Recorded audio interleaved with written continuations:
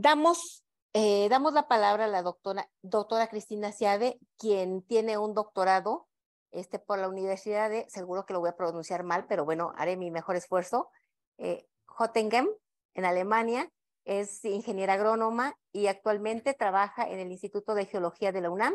Ella nos va a hablar algo acerca de la reutilización del agua residual. Adelante, doctora, por favor.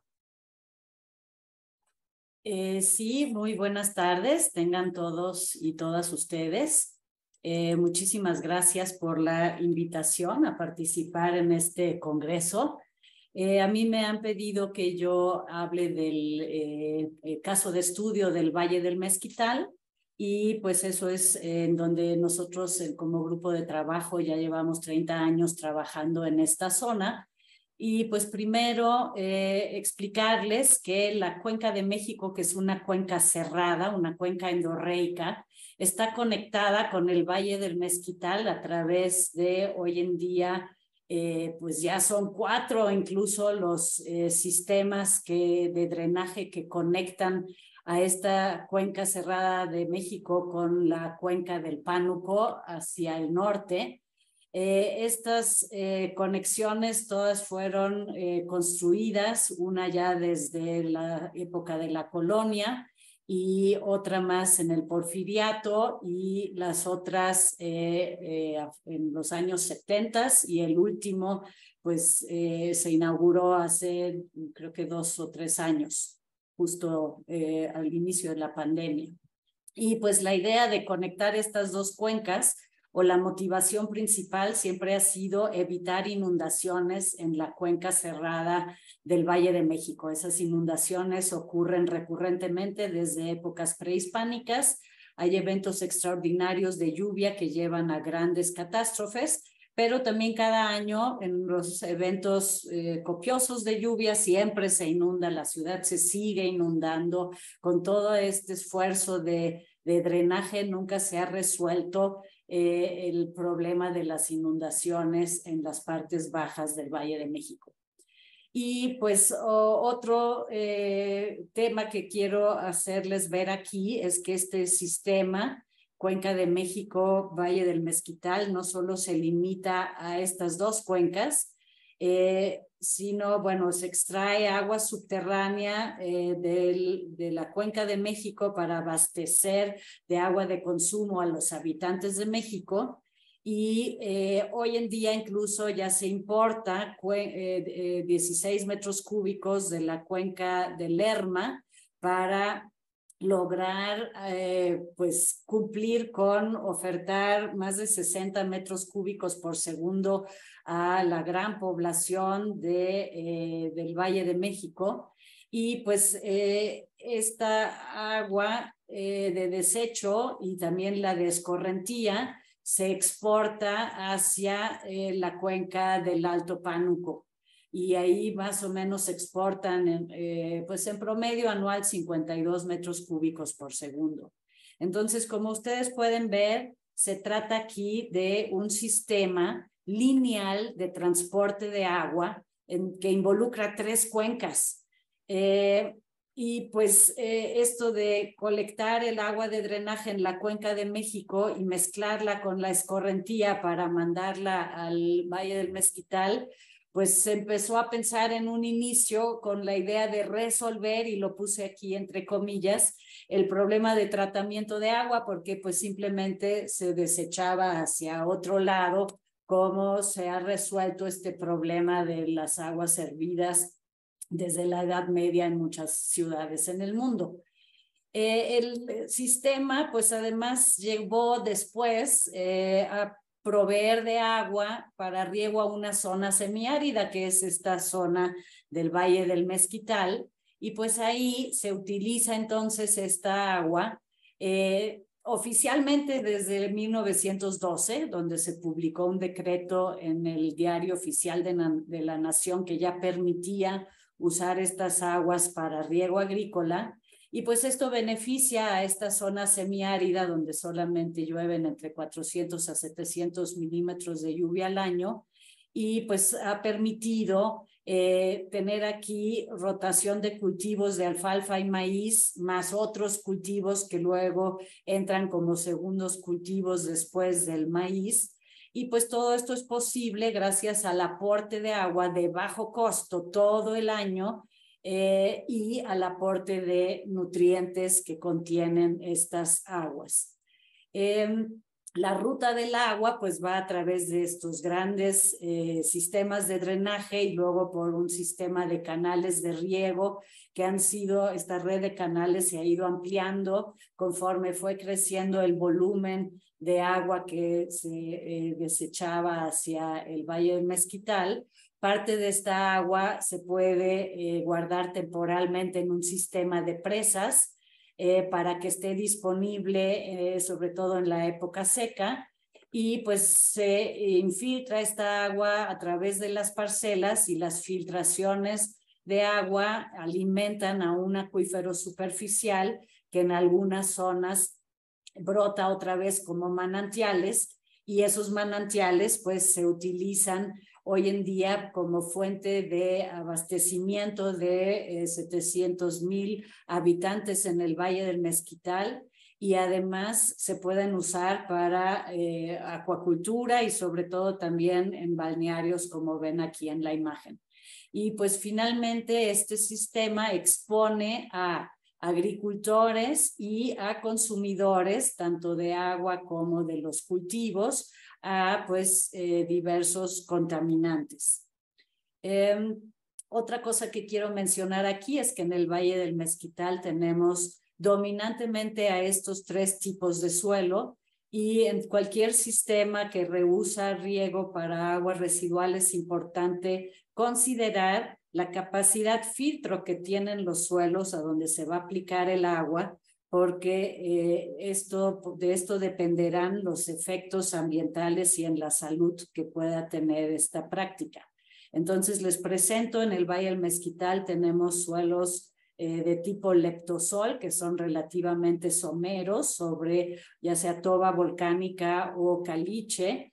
Luego tenemos estos suelos de tipo feocem, que son de mediana profundidad, bastante ricos en materia orgánica, con buenas capacidades filtro y amortiguadoras.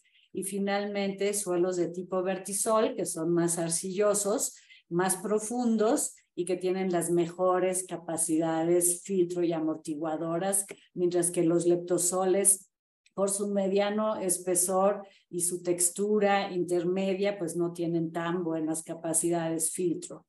Es importante considerar esto, vuelvo a recalcar, porque suelos con propiedades diferentes requieren de manejo diferente. Nosotros llevamos 30 años aquí monitoreando algo que otra vez, entre comillas, yo lo llamo un experimento a largo plazo, que consiste en realizar muestreos repetidos en parcelas que se han regado por diferente lapso de tiempo. Tenemos, por ejemplo, empezamos con esto en 1990, donde muestreamos parcelas con estos tiempos bajo riego y repetimos el muestreo en exactamente las mismas parcelas casi 20 años después y ahora queremos volver a hacerlo por tercera vez. Y esto entonces funciona realmente como un experimento a largo plazo, como van a ver en los resultados que les voy a mostrar a continuación. Y pues nosotros medimos siempre materia orgánica, nutrientes, algunos contaminantes como metales pesados y contaminantes emergentes, y también le damos seguimiento a la calidad de los cultivos, midiendo su biomasa, los nutrientes en su tejido y algunos contaminantes. Eventualmente también hemos realizado monitoreos de eventos de riego específicos para cuantificar lixiviación de nitratos o emisiones de gases con efecto invernadero. Y en el experimento a largo plazo seguimos este esquema de muestreo en donde cada parcela la dividimos como en 4 subparcelas y tomamos muestras compuestas de entre 12 y 16 núcleos de 0 a 30 centímetros de profundidad y las mezclamos para tener luego 4 muestras compuestas por parcela lo cual nos permite llegar a un promedio por parcela y a una dispersión de los datos. Y lo hacemos diferenciando leptosoles, feocems y vertisoles por los diferentes tiempos bajo riego, y los cultivos que monitoreamos son alfalfa y maíz por ser los que dominan en la zona. Y además hemos muestreado también perfiles de suelo, que de preferencia los excavamos al centro de la parcela, y esto lo muestreamos por horizonte genético. Y bueno, a continuación les voy a mostrar unos cuantos de los resultados pues múltiples que hemos obtenido. Esto primero les muestro aquí la gráfica que obtuvo mi alumna María Chapela Lara y mi alumno Arturo Sánchez González, del carbono orgánico, la concentración de carbono orgánico, cómo cambia con el tiempo bajo riego. Y es interesante notar que parcelas de temporal pues tienen un menor contenido de materia orgánica, y con los tiempos bajo riego se prácticamente duplica como en un tiempo de 40 años, y luego parece que tiende a un nuevo estado de equilibrio. Este incremento del contenido de materia orgánica pues claramente favorece a la capacidad filtro y amortiguadora de los suelos. Mientras más materia orgánica tiene un suelo, mejor capacidad de filtrar, quelatar, absorber diversas sustancias tiene el suelo. Por el otro lado, si le damos seguimiento al valor pH de los suelos, que está graficado aquí en función del tiempo bajo riego, también de la tesis de María Chapela Lara, pues sí podemos ver que hay una tendencia a la disminución del pH en la capa arable. Esto lo explicamos porque pues el agua de riego contiene el nitrógeno, sobre todo en forma de amonio, y este amonio, como quizás ustedes conozcan, tiene un efecto acidificante en la rizósfera, y nos explicamos esta disminución del pH por esa razón. Dando seguimiento a la productividad, pues si comparamos la productividad de las parcelas de temporal, que muestran rendimientos de maíz entre 2 y 4 toneladas por hectárea, pues vemos que en las zonas regadas con agua residual se pueden alcanzar hasta 18 toneladas por hectárea, un rendimiento pues muy bueno para comparándolo a nivel nacional. El otro tema claramente es que con el riego se pueden lograr 2 cultivos al año, por ejemplo, maíz y ya sea calabaza, chile, ryegrass, varios otros más. Y pues se permite el cultivo de alfalfa, en el que se logran 10 cortes por año y rendimientos de 25 toneladas en peso seco al año, que también son muy buenos. Otro aspecto positivo que se ha notado es que estas láminas de sobreriego que se aplican aquí por gravedad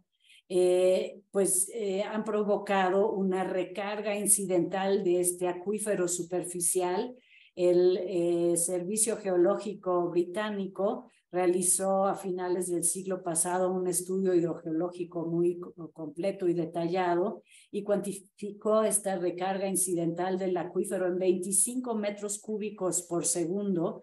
Y como ustedes pueden ver, esta es una imagen de uno de los manantiales. Esta agua pues es de buena calidad, si se analiza, cumple con los requisitos de agua potable, y es por eso que la usan como fuente de abastecimiento para 700,000 habitantes en el Valle del Mezquital, y lo único que le hacen a esta agua es clorarla. También se usa, como ya mencioné, como fuente de agua para balnearios en la zona. Pues si vemos el sistema así, este suelo del Valle del Mezquital representa un sistema eficiente de tratamiento de agua, estos que llaman Soil Aquifer Treatment, ¿no? Un SAT, sin que realmente se haya planificado. Sin embargo, sí vemos que se están incrementando las concentraciones de sales solubles en esta agua. Las concentraciones de nitrato ya están muy cercanas a los límites máximos permisibles para suministro de agua potable, y pues hay además varias sustancias que conocemos ahora como contaminantes emergentes, es decir, sustancias cuyas concentraciones aún no se encuentran reguladas. Supongo yo que Gabriela Müller habló de esto ya en su charla, y pues es en realidad necesario redefinir el potencial de uso de esta agua viendo estas características. Les voy a mostar aquí un resumen de los copiosos resultados que hemos obtenido en relación al balance de nitrógeno.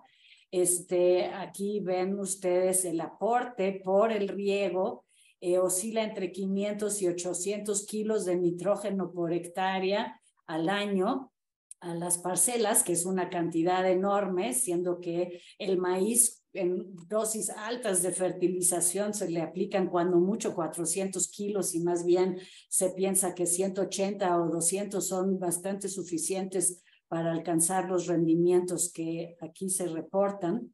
Y de este aporte, lo interesante es ver que el sistema, este conjunto de alfalfa maíz, absorbe hasta el 80% de lo que entra. O sea, esto de tener esto como forraje y de cultivar el maíz sobre todo para silo, en donde este exceso de nitrógeno se va sobre todo a producir más biomasa, pues logra absorber el 83% de lo que se aporta, pero sí estamos viendo que hay una lixiviación de casi el 10% de nitrato que se sale fuera de la zona de raíces, pero en su camino hacia el manto freático hemos dado cuenta de que ocurre un proceso de desnitrificación. Esto lo hizo un estudiante de la doctora Rocío Alcántara, que es Eduardo Aguilar, y él pudo verificar que realmente ocurre una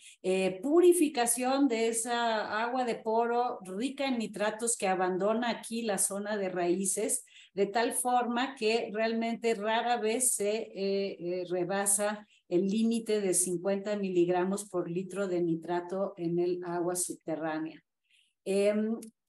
Todo esto de los datos del balance de nitrógeno están publicados en este artículo de Lucero Hernández Martínez, por si les interesa, y además una alumna que se me olvidó poner aquí la referencia, Blanca González, midió la desnitrificación, y podemos ver que las pérdidas por desnitrificación, o sea, por óxidos nitrosos, sí existen, pero son relativamente bajas. Entonces, en general, este aporte excesivo de nitrógeno se debe sobre todo a las láminas de sobreriego. Pero con todo y eso, el sistema es bastante eficiente, debemos decirlo, en este uso del nitrógeno. Otro tema que hemos estudiado con bastante detalle es la acumulación de metales pesados. Aquí les muestro también de la tesis de María Chapela Lara las gráficas de 4 de estos metales, cómo se comportan en la capa arable con el tiempo bajo riego. Y pues ustedes pueden ver que aquí hay una acumulación lineal de los 4 elementos que les muestro aquí. O sea, los suelos absorben o retienen todo lo que entra con cada uno de los riegos, y esto explica este comportamiento lineal. Y las líneas las líneas de color verde muestran los umbrales establecidos en legislaciones relativamente estrictas. Aquí puse los de las legislaciones europeas, porque la mexicana es bastante laxa, o sea, ahí todavía tendríamos para rato para poder seguir con aplicando agua, pero en legislaciones europeas ya estaríamos rebasando umbrales que ya se consideran como de preocupación para monitorear si esto tiene un efecto negativo en la biota.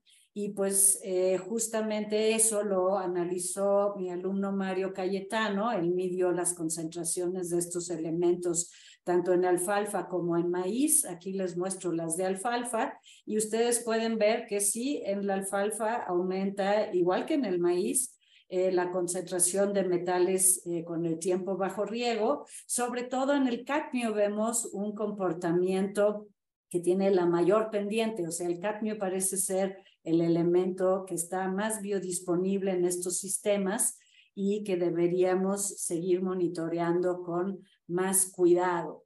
Algo a lo que les quiero atraer la atención es que si nosotros evaluamos las concentraciones en el agua de riego, aquí les pongo datos míos del 94, los hemos seguido monitoreando y en realidad no cambian mucho. Y si esto lo comparamos con lo que establece la NOM 001, pues vemos que todas las concentraciones están dentro de norma. Pero esto nos hace ver claramente de que no es suficiente con regular las concentraciones. Si no queremos empezar a tener problemas en el futuro, lo que deberíamos regular son las cargas. Y a esto quiero hacer mucho énfasis porque esto también toca a la normativa de lodos residuales, aplicar biosólidos a parcelas agrícolas. Pues ahora, actualmente en la normatividad mexicana solo se regulan las concentraciones, pero lo importante es regular las cargas si no queremos llegar a contaminar a los suelos. Otro tema que quiero tocar aquí brevemente es la acumulación de antibióticos en el suelo.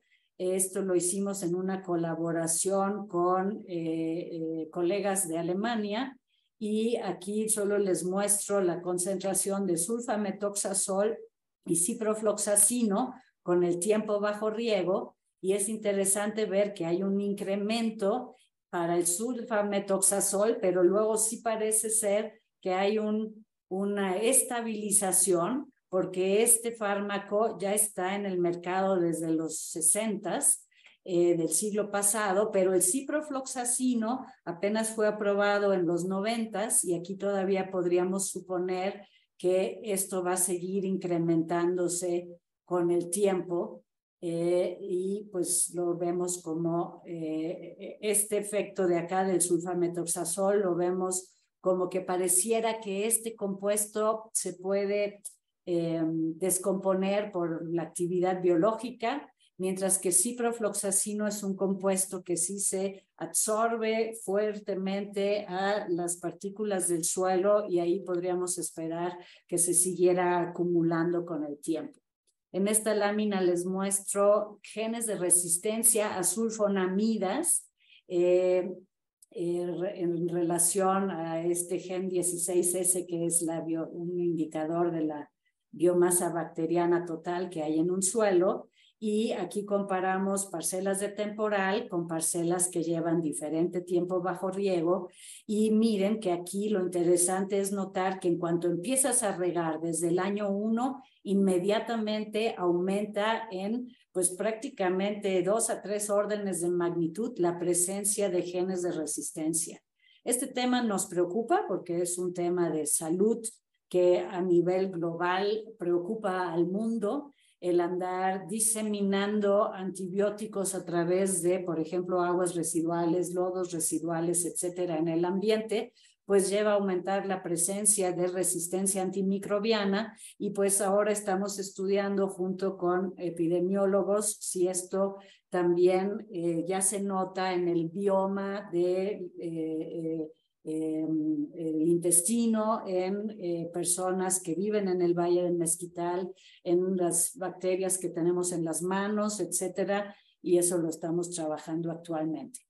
Pero bueno, como ya lo mencionaron los que me antecedieron, lo que principalmente siempre preocupa cuando se riega con agua residual es pues la carga de potenciales patógenos.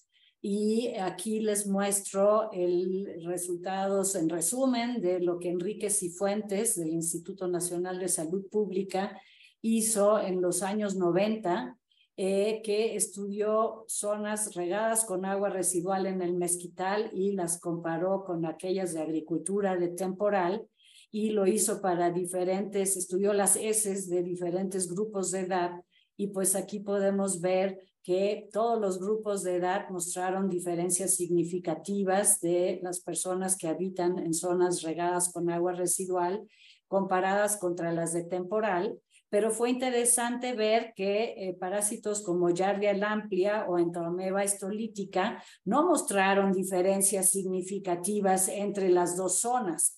Y la razón de esto fue, ya lo mencionó hace rato, creo que fue Norma Ramírez, de que hay un problema cuando hay defecación al aire libre, pues esta población está igualmente expuesta a las heces y contrae estas infecciones.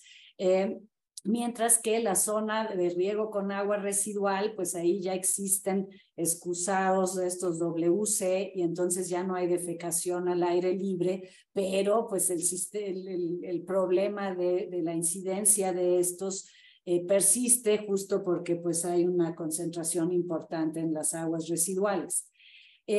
Este estudio, como van a ver más adelante, llevó a que ya se implementara en la OMS estas normativas que, como gente que me antecedió dijo, que no debe haber más ni un solo huevo del minto en el agua residual, y que las coliformes fecales deben estar por debajo de un umbral de 10 a la 3.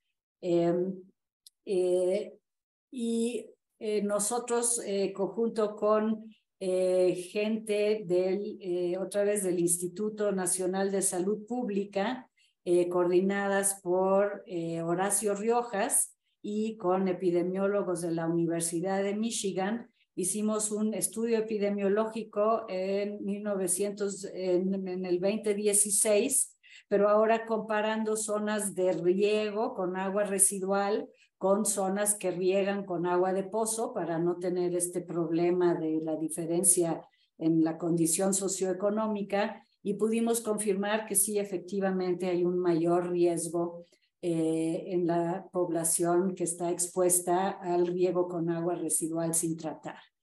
Y ahora lo que quisiéramos es repetir esto con el sistema de tratamiento de agua que ahora ya está operando. Pero antes de mostrarles eso, quiero resumir. El sistema que existía, que dije todavía actual, pero el que existía hasta hace unos cuantos años, pues era regar con agua sin tratar, donde usas al suelo como un sistema de tratamiento de agua de bajo costo, pero hay una entrada excesiva de patógenos, se aplica agua en exceso, nutrientes en exceso, sales y también dosis bajas de diversos contaminantes.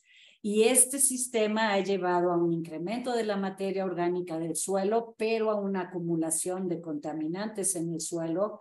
Los rendimientos claramente se han incrementado, pero son cultivos de relativamente bajo ingreso, ¿no? Forrajes y maíz.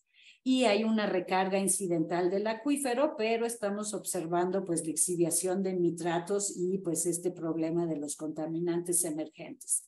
Sería como el resumen del sistema actual. Y pues estos datos del doctor Cifuentes pues llevaron, como ya dije, a que se hiciera a nivel mundial esta norma que exige que se bajen o se trate el agua hasta cumplir con lo de menos de un huevo del minto y menos de 10 a la 3 coliformes fecales. Y pues en México nos tardamos bastantes años en finalmente ya echar a andar en el 2019 una planta de tratamiento, una macroplanta que está basada en un tratamiento biológico avanzado de 23 metros cúbicos por segundo, y acoplado hay un tratamiento físico-químico de 12 metros cúbicos por segundo, y con esto se puede tratar pues más o menos el 60-65% del agua que se exporta de la cuenca de México hacia el Mezquital. Aquí nomás fotográficamente les muestro, este es el agua que entra a la planta, este es cómo sale, y esto es el agua del manantial Cerro Colorado, donde el suelo filtró. Entonces obviamente el suelo es el mejor filtro de todos y es gratis, pero no es indefinido. Y el agua tratada, pues lo que tenían aquí como puesto en la, ¿cómo se llama esto? En lo que le pidieron a los que construyeron la planta, ¿no? Que tenían que cumplir era que no se retiraran todos los nutrientes, sino que se conservaran los disueltos. Y sí, nuestros datos muestran que se mantiene pues más o menos el 60% de los nutrientes, o sea, hay un retiro del 30 o 35% de nitrógeno y de fósforo con lo que se precipita en los sistemas aquí de decantación y demás. Y el otro tema es que esta planta al final desinflecta por cloración para cumplir con este sistema, esta norma de los 10⁻³ coliformes fecales. Entonces, el sistema ahora, usando agua tratada, si lo analizamos, pues es un sistema que contempla costos de inversión y operación, que en realidad deberíamos pagar los habitantes del Valle de México, pero al día de hoy no se ha reflejado esto en nuestros recibos de agua. Y pues la intención de este sistema es obviamente bajar los riesgos a la salud, ¿no? Pero los agricultores, como también lo mencionó, creo que fue también Norma Ramírez, se quejan de que dicen, pues ahora estoy recibiendo agua con menos concentración de nutrientes y en realidad ya hay todo un movimiento en defensa del uso del agua residual sin tratar para la agricultura. Y pues la pregunta también es si ahora los contenidos de nutrientes son más cercanas a las necesidades de los cultivos.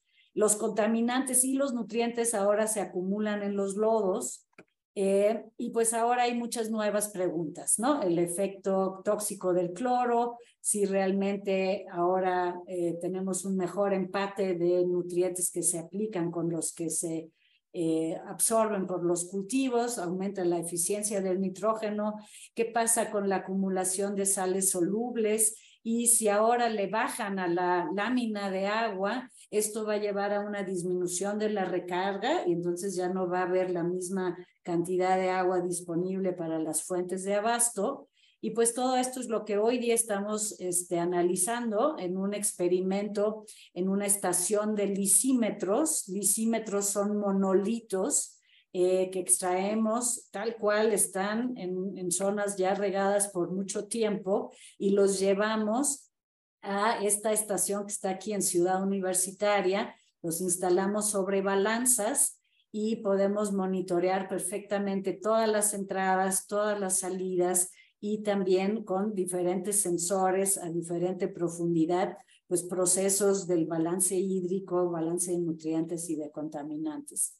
Entonces eso es lo que quizás en un año o dos les pueda ayudar, resultados de cuál es el impacto del cambio de la calidad del agua y por lo pronto simplemente concluyo diciendo, pues sí, hay oportunidades en el reuso del agua residual en la agricultura. Estamos aprovechando un desecho más bien como recurso y reciclaje de nutrientes. Los que me antecedieron también hicieron hincapié en esto. Sin embargo, hecho de que nuestros sistemas de drenaje son mixtos y estamos juntando aguas domésticas, industriales, de escorrentía, etcétera, pues a la larga no es sustentable. Lo mencionó muy bien Norma Ramírez también, de que hace falta empezar a repensar estos sistemas de drenaje para separar el agua y reducir concentraciones de contaminantes, separar el agua de los hospitales, por ejemplo. Supongo que Gabriela Müller hizo énfasis en esto. O sea, tenemos que evitar la contaminación en la fuente y repensar nuestros sistemas de drenaje para hacer un mejor aprovechamiento del agua. Tenemos que mejorar nuestra normatividad y normar cargas y no solo concentraciones. Y claramente necesitamos programas de monitoreo como ese que nosotros les proponemos, que es de bajo costo, de ir a remuestrear las mismas parcelas periódicamente con el tiempo y pues mejorar nuestra comprensión de los procesos que regulan el sistema. Y cuando comprendamos esos procesos podemos adecuar prácticas de manejo, ¿no? y entre ellas, pues yo veo claramente que tenemos que reducir la lámina de agua, pero eso va a llevar a nuevas consideraciones. Pero bueno, por lo pronto no quiero abusar de su tiempo. Les agradezco su atención y agradezco al CONECYT y a la UNAM por el apoyo financiero, así como la Fundación Alemana de Investigación Científica. Muchas gracias.